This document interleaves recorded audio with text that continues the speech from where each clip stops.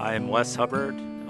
We're on the south border of the Hubbard Farms property. Our family has been farmers for many generations. Our family came from southern Idaho. They just wanted to change, and so this was available.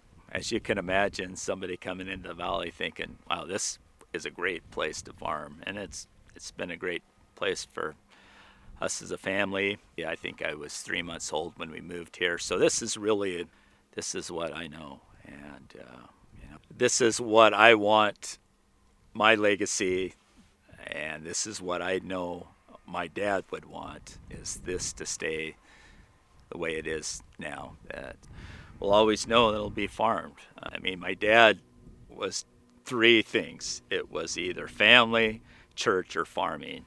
Probably not necessarily in that order, because I'd almost say farming would be number one. As I'm doing this, I wonder what my dad is thinking.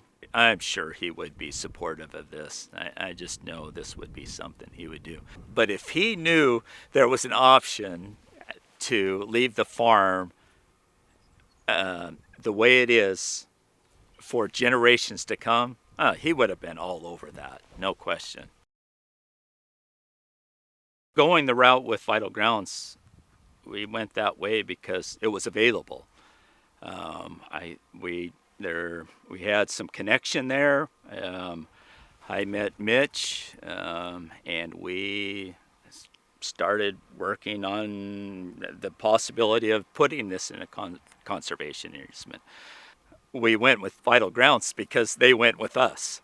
With everything being green, we have just tremendous wildlife. Even the ditches many times are full. I don't know how many different kinds of varieties of waterfowl, species of waterfowl that we have. A lot. I would someday like to catalog muskrats, river otters in the ditches, deer, elk, you name it. We're kind of closed in. One side we have the timber, we have the river. We have it all here. We see regular sign of grizzlies on our property. Seeing the tracks regularly this spring. I think it's just part of the environment that grizzlies fit in. It's a great place for grizzlies also.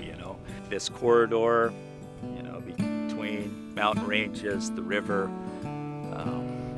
It's good environment. It's a great environment.